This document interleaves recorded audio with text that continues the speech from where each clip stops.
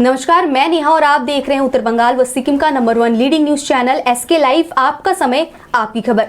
और हम जिस तरीके से जानते हैं कि आज संपूर्ण बंगाल में वामफ्रंट की तरफ से 12 घंटे का बंद बुलाया गया था और मिला जुला असर लेकिन इसका देखने को मिला। लेकिन ये किस वजह से हुआ, यह भी हम आपको बता दें कि कल जो नवान्नों के लिए निकले हुए थे वामपंथी, उन्हीं में से आज हमारे साथ एक जुड़े हुए, इनसे भी बातचीत करेंगे। सबसे पहले हम परिचय देना चाहेंगे डीवाईएफआई जो दार्जिलिंग डिस्ट्रिक्ट के जॉइंट सेक्रेटरी है उदयन दासगुप्ता जी, वो हमारे साथ मौजूद है। बहुत बहुत स्वागत है आपका एसके लाइव में सर। और इसी के साथ एसएफआई दार्जिलिंग डिस्ट्रिक्ट के प्रेसिडेंट जो है सागर शर्मा जी, वो हमारे साथ जुड़े हुए। बहुत बहुत नमस्कार और स्वागत है आप दोनों का एसके लाइव में। सबसे पहले हम जानना चाहेंगे उदयन दासगुप्ता जी से कि कल जब आप लोग गए थे कोलकाता के लिए नवान्नों अभियान के लिए, क्या तस्वीर रही, क्या स्थिति रही वहाँ की? सुनिए, पूरा बंगाल में जो युवा लोगों को नौकरी नहीं मिल रहा है, स्कूल कॉलेज कंप्लीट करने के बाद, पढ़ाई लिखाई कंप्लीट करने के बाद कोई नौकरी नहीं मिल रहा है। लास्ट 10 साल में सिर्फ 2 एसएससी हुआ है। तो युवा लोगों को नौकरी के डिमांड में ही हम लोग नवान्न की तरफ जा रहे थे। और हम लोग यही बोल रहे हैं कि जो है नवान्न वही है 56, मतलब पीएम जैसा है, सीएम भी ऐसा ही है। दोनों में कोई फर्क नहीं है। ठीक है, दोनों एक ही सिक्के की 2 पहलू है सर जी। वो केंद्र में काम करते हैं, ये राज्य में काम करते हैं और दोनों का नीति भी एक ही है। इन दोनों के खिलाफ ही हम लोगों का मूवमेंट था कल। पर वहाँ पे जाने के बाद दिखाए एकदम पूरा शांतिपूर्ण एक रैली था। ठीक है, 20-30 हज़ार करीबन युवा लोग, स्टूडेंट लोग वहाँ पे थे। उन लोगों का डिमांड लेके बहुत डिसिप्लिन तरीके से हम लोग जा रहे थे। पर राज्य का पुलिस, ममता जी का पुलिस, वो पुलिस एक पुलिस की तरह कोई रोल नहीं प्ले किया। गुंडे की माफिक वो लोग, जैसे हम लोगों को एसएन बनर्जी रोड में हम लोग घुसे तो हम दोनों तरफ से घिर के हम लोगों को पीटा गया। वहाँ पे पीटा गया है। जल कमान, पानी का कमान चला, आप लोगों ने देखे, बिल्कुल। टीयर गैस चला आपका और पीटा गया था। कुछ भी नहीं, लाठी चार्ज भी हुई थी आप लोगों पर। हुआ था हम लोगों के ऊपर। हम लोग वो लोग पूरे, ये जो सरकार है, ये सरकार एकदम गुंडे की माफिक काम की। मतलब आप सीधे तौर पर कह रहे हैं कि राज्य सरकार जो काम कर रही है या फिर उनके जो पुलिस प्रशासन काम करे, वो गुंडों के माफिक काम कर रहे हैं। एकदम पूरा गुंडे के माफिक ही काम कर रहे हैं। मतलब इसमें कोई दो राय नहीं है। कोई दो राय नहीं है। बिल्कुल। हम बात करें उदयन दासगुप्ता जी से, इसके साथ लेकिन आज की जो बंद था और अचानक से ये बंद को बुलाया गया था, कल ही शाम को इसका डिक्लेयर हुआ कि बंद रहेगा पूरा पश्चिम बंगाल 12 घंटे के लिए, लेकिन मिला जुला असर जो है वो देखने को मिला। सागर जी, हम आपसे ये जानना चाहेंगे कि ये जो मिला जुला असर दिखा, तो कितने हद तक सफल समझ रहे हैं आप इस बंद को? देखिए, पिछले भी ऑल इंडिया स्ट्राइक जितने भी हमारी जो अनुभव है उसको देखते हुए आज का ये बंद सफल रहा। लोगों को बोलना भी नहीं पड़ा, लोग अपने आप शटर डाउन कर रहे थे। लोगों ने कोऑपरेट किया, इस स्ट्राइक को समर्थन किया। कहीं ऐसा लगा जिस तरीके से कल नवान्न अभियान में, क्योंकि जो व्यवसायी है, जो ऑटो चालक है, जो ड्राइवर है, हाँ, उनके बेटे को शायद नौकरी नहीं मिली है, तो इसीलिए कल जो छात्र युवाओं की जो हड़ताल थी, नवान्न अभियान थी, इसमें जिस तरह की युवाओं के ऊपर जिस तरह से लाठीचार्ज किया गया, छात्रों को ऊपर लाठीचार्ज किया, कहीं ना कहीं उन अभिभावकों को कहीं आहत लगा कि उन लड़कों को मार खाने का चोट शायद ये अपने बदन पे भी महसूस कर रहे हो। इसीलिए आज वो अभिभावक भी आज स्ट्राइक में समर्थन हुए। अचानक बुलाया गया स्ट्राइक है, इसीलिए ज़्यादा समय नहीं मिला, हर किसी को जानकारी नहीं मिल पाई। बहुत मीडिया के दोस्तों को भी उतनी अच्छे से जानकारी नहीं था। किसी का प्लान था अदर स्टेट से यहाँ पे घूमने आए हो या अचानक यहाँ से आए हो बाहर जाने, ऐसे लोगों को कुछ समस्या हुआ।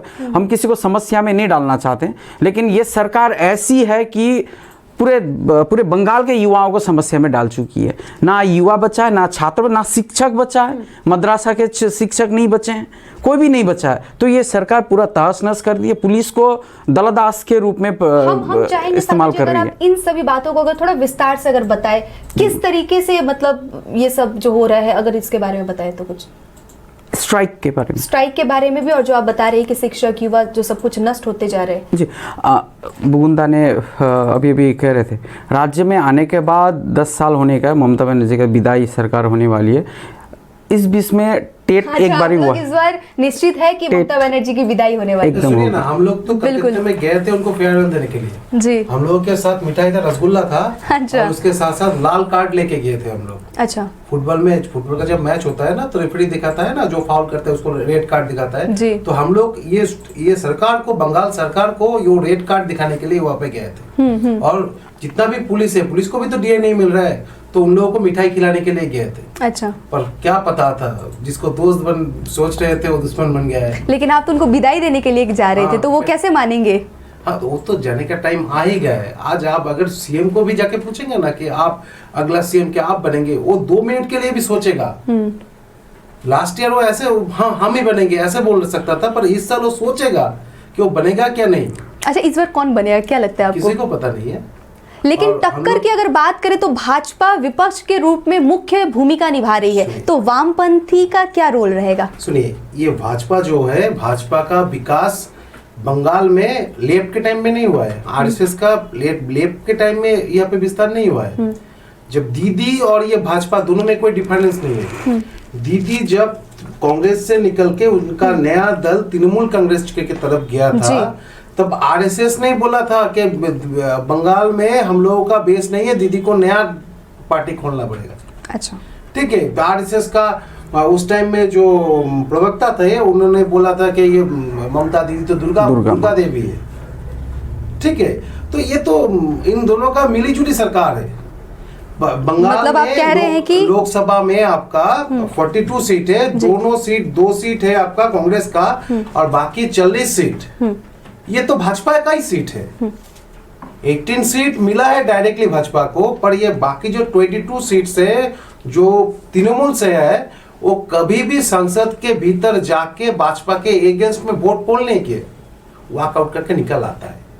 तो ऐसा क्यों होता है? सब उसको सपोर्ट करते हैं, पर पब्लिक के सामने दिखाते हैं हम लोग दोस्त नहीं है, दुश्मन है, इसलिए ऐसा होता है। ठीक है, दोनों का एजेंडा साफ है। ये दिखाने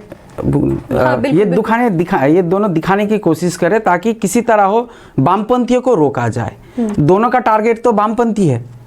आरएसएस ने तो कहा था मुसलमान, क्रिश्चियन और कम्युनिस्ट को हम लोग शत्रु देखते हैं, शत्रु के रूप में देखते हैं। तो ममता बनर्जी तो स्वयं आरएसएस को देशभक्त कहती थी। आरएसएस ममता बनर्जी दुर्गा माता का रूप देखती है आरएसएस। ये दोनों का टारगेट वामपंथियों का है, ताकि वामपंथी को टारगेट करके किसी तरह रोक के देश में, राज्य में दोनों मिलके धड़ल्ले से लूट चलाया जाए। एक के बाद एक देश में तो कंपनी ये सब बिक्री कर दिया जा रहा है। भाजपा का कोई भी नेता आप बोल रहे हैं इसके बारे में बोल रहे हैं कि भाजपा क्या नवान्न विजन कर रहा है कि बेकार युवाओं को एसएससी, पीएससी, टेट से उन लोगों को नौकरी देना पड़ेगा? कर रहा है? नहीं कर रहा है। क्योंकि भाजपा का सेंट्रल गवर्नमेंट रेल में 1.5 लाख जो ग्रुप डी का वैकेंसी है उसके लिए अप्लाई किया है। 2 करोड़ से ऊपर युवा लोग अप्लाई किया है। उन लोगों का फीस लिया है 500 रुपीज करके। जी। DYFI पूरा इंडिया में रेल रोको किया था। उसके बाद ये सेंट्रल गवर्नमेंट बोला था कि उसका जो 350 रुपीज का सबको रिटर्न करेगा। अभी भी ये सरकार नहीं किया और नौकरी भी नहीं दिया। दोनों सरकार तो एक ही है, नौकरी नहीं देगा। मतलब एक ही थाली के चट्टे पट्टे हैं, ये हम कह सकते हैं। दिन प्रतिदिन जिस प्रकार से छात्र परिषद के सदस्य जो है वो कम होते जा रहे हैं, ऐसा देखा जा रहा है, तो इसके पीछे अगर वजह की अगर हम बात करें, आपस में ही बातचीत हो रही है कि जवाब कौन देगा, इसके पीछे वजह क्या आखिर हो रही कि ऐसे डाउनफॉल की तरफ मतलब क्यों जा रहे हैं, या फिर क्या कोई ऐसे लीडर नहीं है, कोई ऐसा नेतृत्व करने वाला नहीं है? देखिए, हम SFI से हैं, भारत का छात्र फेडरेशन। छात्र परिषद कांग्रेस के छात्र संगठन है, तो इसके छात्र परिषद के संबंध में वही उत्तर देंगे। लेकिन हमारा संगठन दिन प्रतिदिन वृद्धि हो रही है। सारे देश भर में 40 लाख से ज़्यादा संगठन है। हमारे दार्जिलिंग जिला में भी इसी लॉकडाउन के समय बहुत नया जो कॉलेज में भर्ती होने जा रहे, लॉकडाउन के टाइम में जो हम लोगों ने फॉर्म फिलअप किया था, ऑनलाइन फॉर्म फिलअप इत्यादि, ये सब स्टूडेंट हमसे जुड़ रहे हैं, हमारे साथ स्टूडेंट लोग आ रहे हैं। तो बोलने का मतलब ये है कि हमारा ऑर्गेनाइजेशन वृद्धि हो रही है। आप मूवमेंट भी देख रहे हैं। लॉकडाउन के टाइम में जिस तरह स्कूल कॉलेज में फीस लिया जा रहा था, प्राइवेट स्कूल में जैसे धड़ल्ले से फीस ली जा रही थी, उसमें भी बहुत सारे छात्र हमसे जुड़े हैं, हमारे मूवमेंट में वो लोग पार्टिसिपेट किए हैं। अब JNU देखिए, जामिया देखिए जी, ठीक है, देश कौन से तरफ चलेगा, तो वो तो दिल्ली में जेएनयू का लड़का लोग जो वहां से निकल के देश को चलाता है।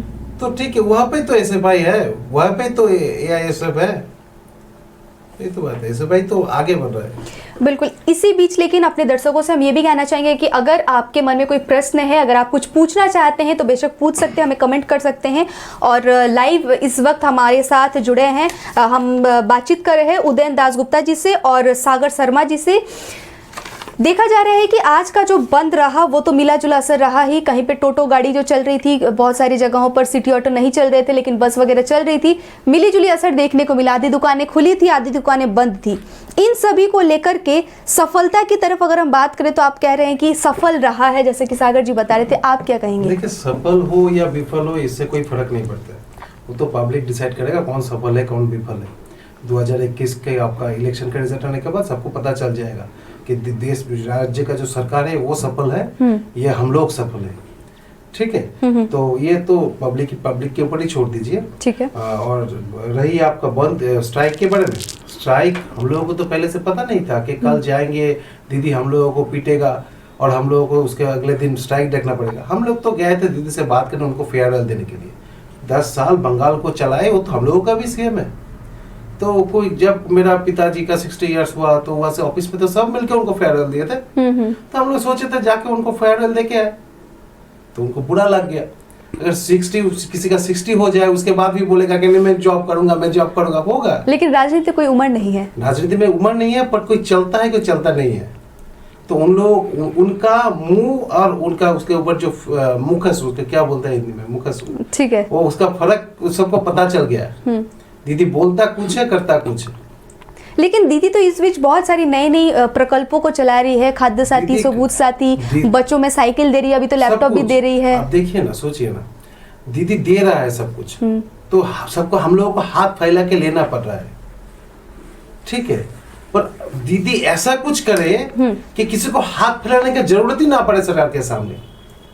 अगर आपको एक गवर्नमेंट जॉब मिल जाएगा तो आपके लड़का को या लड़की को, आपके घर में जो बच्चा लोग आएगा उनको साइकिल सरकार से मांगेंगे, दीजिए बोले, आप खुद ही खरीद के दे देंगे। देश का हालत, बंगाल का हालत बुरा हो रहा है, इसलिए तो देना पड़ रहा है इन लोगों को। क्लब को एक से एक के बाद एक क्लब को 1 लाख 2 लाख 5 लाख करके दे रहे, किसका पैसा है? दीदी तो खुद कमा के नहीं लाए, आपका हमारे टैक्स के पैसा है। तो उनको बोला गया है आप बंगाल को चलाइए, बेकारों को नौकरी दीजिए, तो ही तो बेकारों को उन लोग अपने आप ही और स्वनिर्भर हो जाएगा। बिल्कुल। इसी बीच हम सागर जी आपसे ये जानना चाहेंगे कि सिलीगुड़ी में ऐसे बहुत सारे कॉलेज है जहां पर दूसरे पार्टी के जो छात्र परिषद है उनका देखा जाता है, लेकिन वामपंथी के कुछ कम ही है, ऐसा क्यों हो रहा है? देखिए है, अगर आपको स्मरण हो तो 2011 के बाद जब से नई सरकार आई, पूरे राज्य भर में हमारे जितने भी यूनियन थे, राज्य भर में छात्र संसद थे, सबको जोर ज़बरदस्ती गुंडों को लगा के कैंपस में दखल किया गया। उसके बावजूद हमेशा कॉलेज में मेरा अनुभव, जब मैं कॉलेज में पढ़ता था, कॉलेज का एजीएस था, तब से मुझे कॉलेज में ढुकने नहीं दिया जाता था।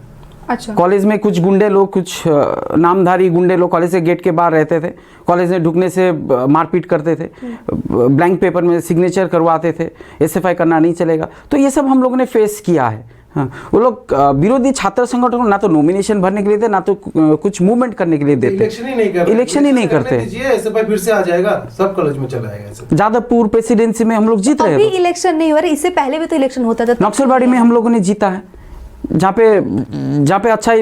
पे इलेक्शन होगा वहाँ पे निश्चित रूप से हम लोग जीतेंगे। लेकिन विरोधियों को कैंपस डेमोक्रेसी, ये तृणमूल सरकार कैंपस में स्टूडेंट को डेमोक्रेसी राइट्स देना ही नहीं चाहती है, क्योंकि कैंपस में आप देखते होंगे भर्ती के टाइम में जिस प्रकार से धड़ल्ले से छात्रों से पैसा लिया जाता है। अगर एसएफआई कैंपस में रहेगी तो बाहरी तत्वों को ये करने का मौका नहीं मिलेगा। इसीलिए छात्रों को भीतर में एसएफआई हो या अन्य छात्र परिषद या अन्य वामपंथी छात्र संगठन हो, उसको कैंपस में एग्जिस्ट करने नहीं देना चाहते, क्योंकि कैंपस को तृणमूल कांग्रेस के जो छात्र संगठन है, शासक दल है, ये कैंपस को एक अखाड़ा बना के रखे तोलाबाजी का। मतलब वो चाहते हैं कि वही रहेंगे और कोई नहीं रहेगा। एकदम। और इसके बीच में भी टीएमसी खाली एक टीएमसीपी हम लोग को शासक दल का छात्र संगठन का नाम सुनाई देता है, लेकिन टीएमसी के अंदर भी 4-5-6 नेता है, 4-5-6 गुट है। अच्छा, तो इन गुटों के बीच में भी लड़ाई होता है, ये कौन दखलदारी देगा उसमें विरोधियों को ढुकने नहीं दिया जाता। पहले तो मतलब एक के साथ दूसरे के साथ सीधे तौर पर मतलब झगड़ा होती है कि लड़ाई होती है कि हम रहेंगे आप लोग नहीं रहेंगे, उसके बाद खुद के ही घर में झगड़ा होती है। जी। ऐसे झगड़े लड़ाई की स्थिति देखने को मिलती है। ये कहना इन लोगों के बीच में भी तो दखलदारी के लिए लड़ाई है ना, तृणमूल के भीतर जो लड़ाई हो रहा है वो काटमानी के लिए भी लड़ाई हो रहा है। जो सीट है, स्कूल कॉलेज का सीट है, ऑनर्स का सीट ये लोग बेचता है। ये जो सरकार है ये टेट में नौकरी देने के लिए 8 लाख 10 लाख लेता है, टेट का सीट भी बेचता है, कॉलेज में ऑनर्स का भी सीट ये लोग बेचता है। अच्छा, ठीक है, तो पैसे की बात है इसलिए ऐसे हो रहा है। आइडियोलॉजी का कोई जगह नहीं है इन लोगों के पास। इन सभी के बीच लेकिन बातचीत चल रही है कि बंद को लेकर के, और बंद के अलावा भी बहुत सारी जो है बातचीत वो हम लोग कर ही रहे हैं। इसी बीच एक प्रश्न हम आपसे ये भी जानना चाहेंगे कि 34 साल वामपंथ ने पश्चिम बंगाल में अपना राज चलाया, हम कह सकते हैं एक शासन किया। इसके साथ ही साथ कोई इंडस्ट्री जो है वो ज़्यादा उभरती हुई नज़र नहीं आई। बातचीत करें अगर इन्फोसिस, पेट्रोकेमिकल या फिर टाटा को छोड़ करके, तो इसके अलावा क्या कहेंगे? अब इन्फोसिस, पेट्रोकेमिकल और टाटा को क्यों छोड़ रहे हैं आप? नहीं, देखिए ये तो कर दे, इसके अलावा 10 साल में क्या हुआ है? लास्ट 10 साल में बंगाल में क्या हुआ है? बंगाल का सरकार नहीं है तो अभी तो 34 साल का बात करके क्या फायदा है? अभी क्या मिल रहा है उसके लिए बात कीजिए। टाटा को तो भगा दिया दीदी, सिंगूर में आपका वो धान का बीज भी छिटाया पर वहां से कुछ भी नहीं निकला। ठीक है, तो वहां पे कुछ नहीं आया, तो टाटा तो चला गया पर बंगाल का ऐसा हालत हो गया, ये कैसे? तो अभी का सरकार क्या कर रहा है इसमें बारे में बात कीजिए। 34 साल में क्या हुआ है? उस टाइम में मासूल समीकरण नीति था, उस टाइम में कोई कंपनी यहाँ पे आने से पहले उनको सेंट्रल से परमिशन लेना पड़ता था, बहुत कुछ था वो। तो 34 साल में क्या हुआ वो बताइए। 34 साल में आपको आपको भूमि संस्कार पता है? लैंड रिफॉर्म्स हुआ है। उस टाइम में से कांग्रेस का गवर्नमेंट था, फाइट था कांग्रेस अगेंस्ट सीपीआईएम लेफ्ट। तो उसका जो पीएम था राजीव गांधी जी, वो ये बोले थे कि बंगाल के तरफ देखो कैसे वो लोग लैंड रिफॉर्म्स कर रहा है। ठीक है, ये क्या लैंड रिफॉर्म्स बहुत बड़ी बात है। जोतदार जमींदारों के पास से जमीन लेके गरीबों में देना बहुत बड़ी बात है। लास्ट 11 इयर्स में लेफ्ट का लास्ट 11 ईयर 12 एसएससी हुआ है। तो ये अगर बात करें, अगर ये बात करें हम तो सिंगूर की ही अगर बात उठाई जाए जहां से मुख्यमंत्री उठी, तो वो काम मुख्यमंत्री ने भी किया था और उसके बाद काफी चर्चा में रही। फिर मुख्यमंत्री कौन सा आपका 21 डेज हंगर स्ट्राइक? हम बात करें सिंगूर की बात, जब आप सिंगूर के दुर्गापुर एक्सप्रेस हाईवे में दीदी का स्ट्राइक उसके बारे में बात करें। हाँ, उसके बारे में बोल रहे, जहां पर उन्होंने पे था डेमोक्रेसी, लोगों को अपनी जमीन वहां पे था डेमोक्रेसी। बुद्ध भट्टाचार्य उस टाइम में सीएम था, उनको वहां पे बैठने के लिए अनुमति दिया था। क्या बैठ सकते हैं यहाँ पे? वो था डेमोक्रेसी। और काल जो हुआ है ये है राजतंत्र। ठीक है, ये डेमोक्रेसी नहीं है। हम लोग तो वहां पे उनसे बात करने के लिए जा रहे थे। तो सिंगूर में दीदी को बुद्ध भट्टाचार्य ने बैठने दिया था। अगर ये सरकार उस टाइम पे रहता तो दीदी को वहां से उठा के फेंक देता क्लियर। तो इतना जब काम किए सीपीएम के तरफ से, तो समस्या कहाँ पर आई फिर? आखिर क्यों मतलब उनको डाउनफॉल में जाना पड़ा? और अभी मुख्यमंत्री है, टीएमसी सरकार जो है वो फिलहाल यहाँ पर शासन कर रही है, और अभी आप बता रहे कि फिर 10 साल बाद वो वापस जाने वाली है। तो ऐसा क्या होने वाला है? गणतंत्र का तो यही नियम है, कोई आएगा कोई जाएगा। अगर एक ही दल पूरा जीवन भर रह जाएगा तो राजतंत्र हो जाएगा ना। तो राजतंत्र था 34 साल तक नहीं, कभी बंगाल में राजतंत्र नहीं था, गणतंत्र था इसलिए गया। गणतंत्र था इसलिए तो गया है। लेकिन अभी आपने कहा कि राजतंत्र हो जाएगा अगर पूरा जीवन भर। नेपाल की तरफ नेपाल में राजा था, फिर भी 34 साल एक कम समय नहीं होता है। तो एक तानाशाही वोट से आया था, वोट से ही आया तो। अच्छा, बंद क्या किसी समस्या का समाधान है? क्योंकि वामपंथ के समय से अगर अब तक की बात मतलब जब तक थे तब तक आए दिन महीने में 3-4 बार बंद हो ही जाता था। एकदम सही बात बोले, ये बताइए। वामपंथ के टाइम में लास्ट 98 से लेकर आपका 2010 तक 73 स्ट्राइक हुआ बंगाल में। कौन किया था? टीएमसी। आप जाके उन लोगों को पूछिए क्यों किया था। हम लोगों को कल पीटा गया है तो हम लोग स्ट्राइक किए, तो ये तो करेंगे ही हम लोग, ये भी तो हम लोगों का संवैधानिक अधिकार है। तो किसी को सपोर्ट करना है तो करेगा, किसी बहुत सारा गाड़ी बाहर निकला है ना, तो फिर वो लोग सपोर्ट नहीं कर रहे हैं इसलिए निकला है। और ऐसा भी तो बहुत आदमी है जो लोग सपोर्ट कर रहा है। अच्छा, इसी के साथ अगर कलकत्ता की बात करें, सियालदा की बात करें, तो वहां पर भी देखा गया कि क्योंकि अभी लेफ्ट और कांग्रेस साथ में गुट बना करके आप लोग चल रहे हैं, तो कांग्रेस की तरफ से भी आज इसको समर्थन दिया गया था, टायर भी जलाया गया था, गाड़ियों में तोड़फोड़ की गई। तो इन सब को लेकर के क्या कहेंगे? ऐसा कुछ हो जाता है उस टाइम पे। आप वो एक दो गाड़ी को तोड़फोड़ के बारे में बात कर रहे हैं, तो आप क्यों नहीं बोल रहे हैं कि कल तो सरकारी संपत्ति को तोड़फोड़ करना क्या सही है? कल जिस तरीके से पुलिस ने पीटा छात्रों को, युवा को, वो शर्मनाक है। आप ये भी बोलिए। बिल्कुल, तो ये भी बोलना पड़ेगा। बिल्कुल, ये बिल्कुल शर्मनाक बात है, क्योंकि अगर आप लोकतंत्र में रहते हैं, अगर गणतंत्र में रहते हैं, अपने खुदीराम बोस से लेके भगत सिंह, ये जो उम्र है ना, ये उम्र उस टाइम में भी कोई बात नहीं मानते थे, ठीक है, अभी भी नहीं मानता है, बिल्कुल, ठीक है। तो कौन क्या करेगा, हो जाता है हिट ऑफ द मोमेंट कुछ टाइम पे, पर पूरा बंगाल में शांतिपूर्ण नहीं रहा है आज का स्ट्राइक, शांतिपूर्ण रहा है। लेकिन इसके अलावा भी जिस तरीके से अगर गाड़ियों की तोड़फोड़ की बात करें, तो ये सब कितने हद तक सही मानते हैं आप? ये तो सही नहीं है। सरकारी जो संपत्ति है वो हम लोगों का है, क्यों तोड़े उसको? हम लोग टैक्स के पैसा कुछ बात में कंफ्यूजन भी देखने को मिल रहा है। कोई कंफ्यूजन नहीं है। कभी कह रहे हैं कि बाय मिस्टेकली भी हो जाता है, कभी कहते हैं कर लेता है। आपको मैं जो सच बात है वो बोल रहा हूँ। बिल्कुल, ठीक है, 10 लड़का एक साथ जाएगा, कोई एक गलती कर सकता है, पर मोटिव क्या है आप देखिए ना।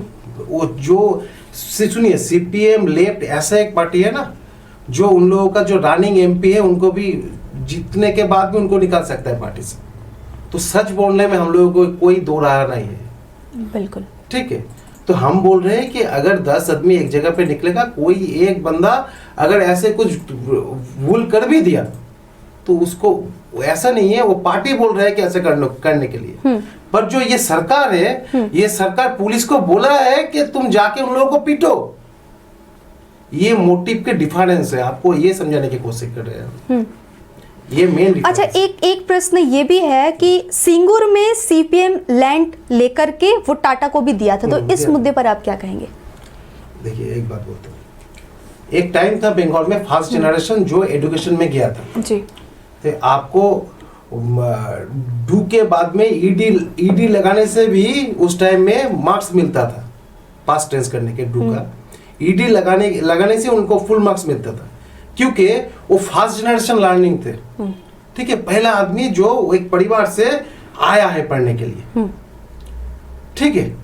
तो उस टाइम, उसके बाद वो लड़का जब बड़ा हो जाएगा, वो कॉलेज में जा रहा है, वो आपका यूनिवर्सिटी में जा रहा है, पास करके आ रहा है, उसके बाद तो उसको नौकरी चाहेगा, लगेगा ही।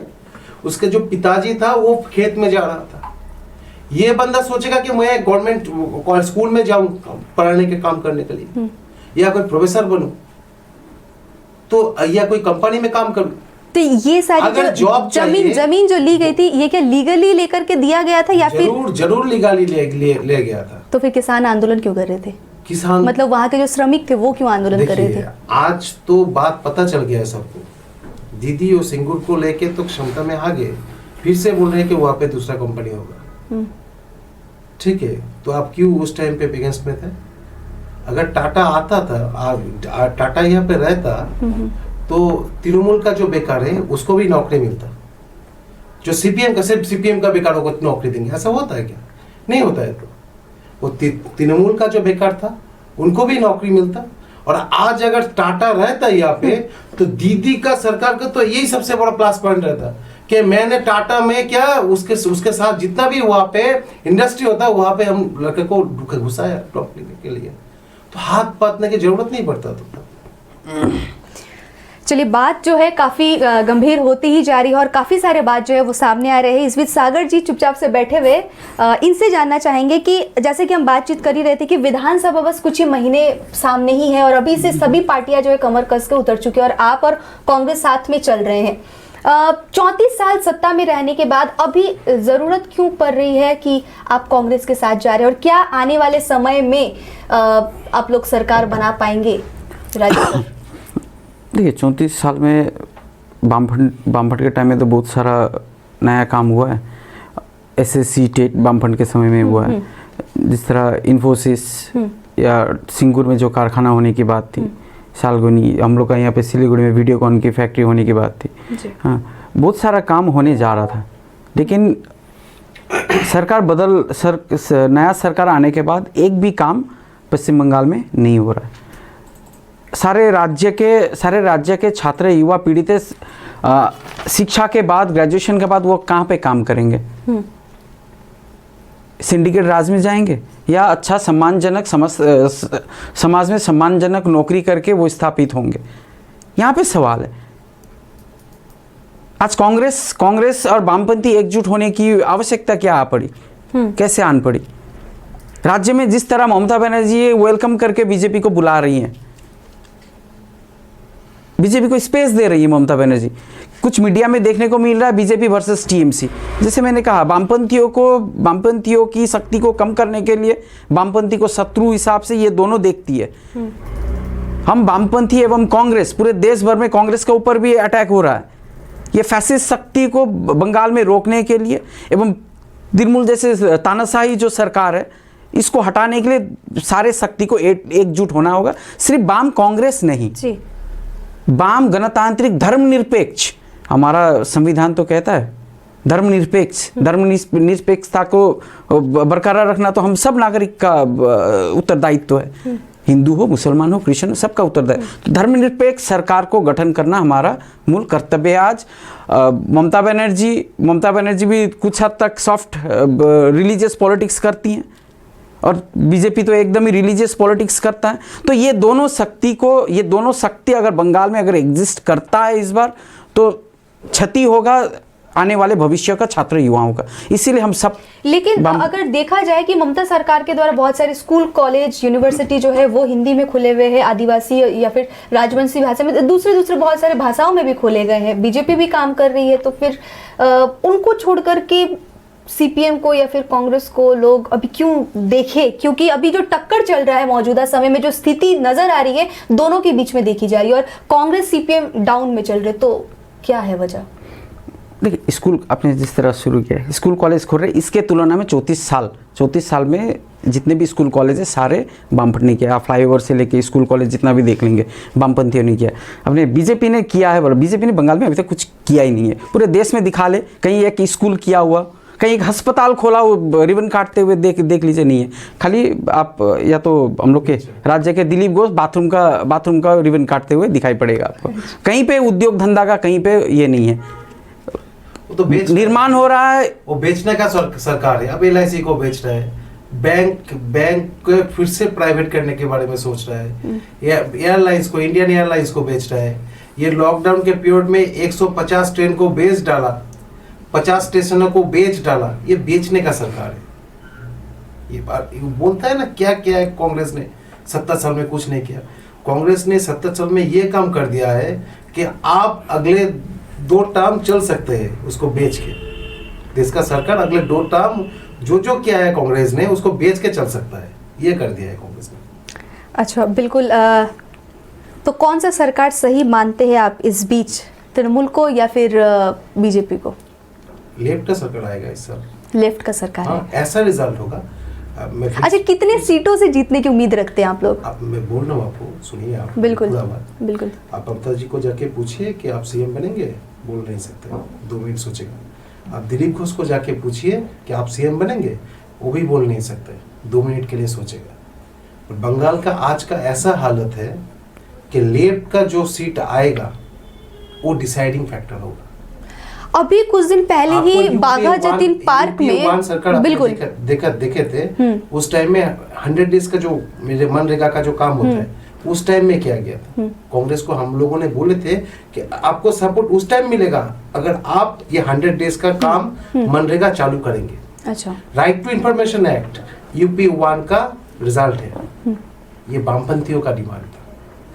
तो वामपंथी लोग कोई पोस्ट के लिए नहीं अच्छा, सोचते। इसी बीच हम ये भी कहेंगे कि कुछ दिन पहले ही अभी दिलीप घोष भी यहाँ पर बाघाजतीन पार्क से आकर के आवाहन पूरा करके फटा, गए। पूरा फटा। उसके बाद जाके मुख्यमंत्री क्यों आते हैं ममता पता नहीं, बनर्जी उन लोगों को भी मिस कॉल देने से मेंबर हो जाता है, तो ज्वाइनिंग क्यों करवाता है? जो भी है, खैर मुख्यमंत्री भी आके यहाँ पर कह गई कि यहाँ पर हम लोग काफी बहुमत से यहाँ पर जीतने वाले हैं।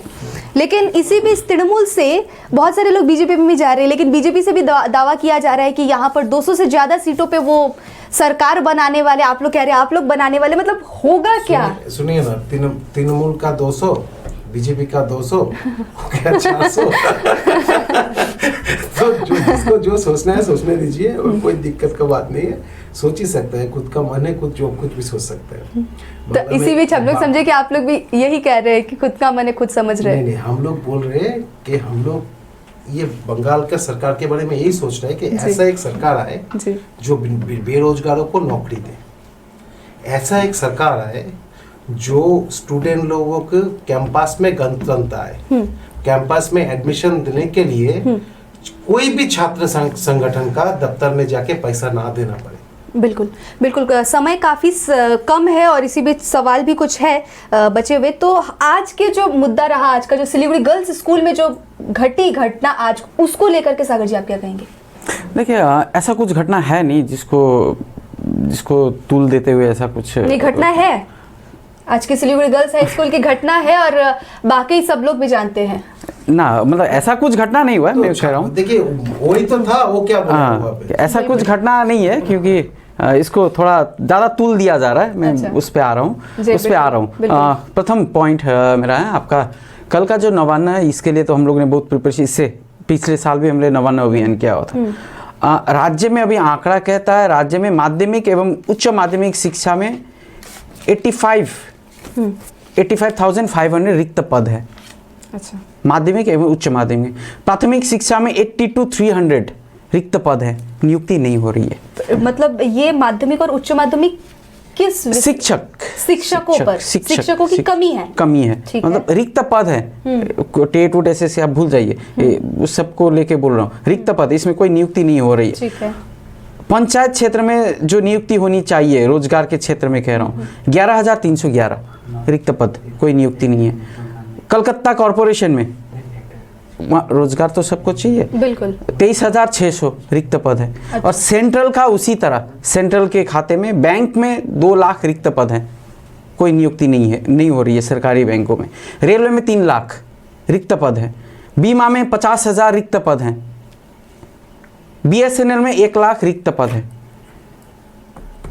आप पूरे राज्य, पूरे देश को, जिस तरह ममता बनर्जी भी आश्वासन दी थी युवाओं को नौकरी देने के लिए, 2 करोड़ नौकरी देने का वादा किया था मोदी जी ने, ममता बनर्जी उसी तरह सबको नौकरी देने का वादा किया था। ये दोनों वादा दोनों झूठे हैं। अच्छा, इसीलिए कल का हमारा नवान्न अभियान था। साथ ही साथ स्कूल कॉलेज को खोलने की मांग। इतने लॉकडाउन 1 साल हो चुका है, कॉलेज में प्रैक्टिकल के इंस्ट्रूमेंट सब खराब होने लगे हैं, केमिकल सब खराब होने लगे। तो यही बात थी कि जो आज आप लोग सिलीगुड़ी गर्ल्स स्कूल में गए तो वहां पर भी तो उन्होंने आपको यही समझाया, वही बात हम कर रहे हैं। हमारा मांग तो यही है, नवान्न जाने का मुद्दा भी हमारा यही था कि स्कूल कॉलेज खुले, कॉलेज भी खुले, सिर्फ स्कूल 9 to 12 नहीं, सारे स्कूल कॉलेज खुले, फिजिकल डिस्टेंसिंग मास्क मैंडेटरी करते हुए स्कूल कॉलेज को खोला जाए। ये तो SFI आंदोलन का, और कोई तो छात्र संगठन नहीं कह रहे। तृणमूल शिक्षा सेल तो वो तो चाहता नहीं स्कूल खुले, आराम से तनख्वाह लेके घर में बैठना चाहता, तो वो तो विरोध करेंगे। आज का हमारा कल जो लाठीचार्ज हुआ, online classes is not sustainable, और ऑनलाइन क्लासेस के माध्यम से शिक्षा व्यवस्था नहीं चल सकता। तो फिजिकली क्लास की जरूरत है, छात्रों को क्लास में लाने की जरूरत है, दूसरे क्लास के बच्चों को भी लाने की जरूरत है। तो ये तो हमारी मांगे थी। जिस तरह इस मांग को लेकर जाते हुए कल पुलिस, ममता बनर्जी की पुलिस ने जिस प्रकार हमारे छात्रों के ऊपर आक्रमण किया, इसके प्रतिवाद में आज स्ट्राइक बुलाया गया था। ठीक है, 1 साल बाद स्ट्राइक बुलाया गया, लेकिन हमने तो कहीं पे ऐसा नहीं कहा कि हम जोर जबरदस्ती बंद करेंगे। हमारा तो स्पष्ट कॉल था कि हम लोग स्कूल में जाएंगे, अभिभावकों से, छात्रों से, जहाँ पे होगा हम लोग बात करेंगे, रिक्वेस्ट करेंगे, क्योंकि हम लोग आपके बंधु हैं, आपके दोस्त हैं। हम आप लोगों के लिए ही हम कल नवान्न जा रहे थे ताकि स्कूल कॉलेज दोबारा चालू हो। SC ST का जो पेंडिंग, जो पहले से ही अनाउंस हो गया था, पाटिल चटर्जी ने तो पहले ही कह दिया पूरा था 9 to 12 कॉलेज क्यों नहीं खुलेगा? 9, 10, 11, 12 खुला है। बोल रहे हैं कि हम लोग पूरा 5 से लेके क्या नर्सरी से लेके पूरा स्कूल कॉलेज खुल जाए।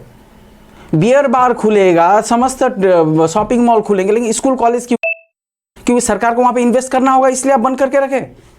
9 to 12 को आप लोग क्यों खोल रहे हैं? ताकि ये लोग अगले साल अगर वोट देंगे तो उन लोगों को वोट मिलेगा, ये सोचते हुए हम लोग चाहते हैं सारे स्कूल एजुकेशन जिस प्रकार से कंटिन्यू होता है कंटिन्यू हो। इसी मांग को लेकर हम गए थे। आज उसी तरह हम रिक्वेस्ट करने गए थे। किसी को अगर समर्थन करना है करेगा, नहीं करना है नहीं करेगा, लेकिन हम अपने जो हमारा मांग है, जो हमारा जिसके लिए हम लोग स्ट्राइक बुलाए, हमारी मांग को लेकर तो हमने स्ट्राइक बुलाया है, हमारे ऊपर अटैक हुआ है, ये मांग पे तो हम अड़े हुए हैं। इसी को लेकर आज हम जब स्कूल में गए, मैडम वहाँ से दौड़ती हुई आई, मैडम ने हस्तक्षेप किया, हमने मैडम से बात किया, मैडम ने से अच्छी तरह समझाया। बहुत दिनों बाद, लगभग 1 साल बाद छात्र लोग स्कूल में आए हैं, तो मैडम हमारा जो काम है, हमारा जो स्ट्राइक का समर्थन जुटाने के लिए मैडम से बात किया, हम वापस लौट आए। मैडम ने अच्छा से समझाया, उसके बाद हम लोग चले आए। ऐसा कुछ बात ही नहीं था वहाँ पे, सीन क्रिएट करने की कुछ बात ही नहीं थी।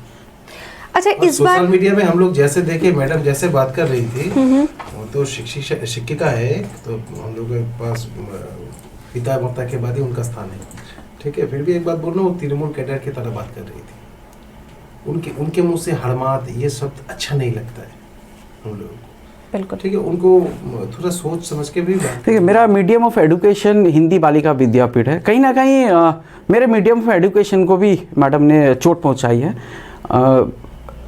जिस तरह आज वीडियो में मैंने देखा, हरमाद बुगुंदा भी बोलते, वीडियो में हरमाद सरमाद ये सब का, हमारा कल्चर TMC वाला नहीं है। ये TMC BJP RSS वाले के कल्चर है, भांगचूर करना, ये सब करना। हम लोग शांति प्रिय लोग हैं, हम लोग शांति से स्कूल परिचालन हो चाहते हैं, कैंपस खुले हम लोग चाहते हैं।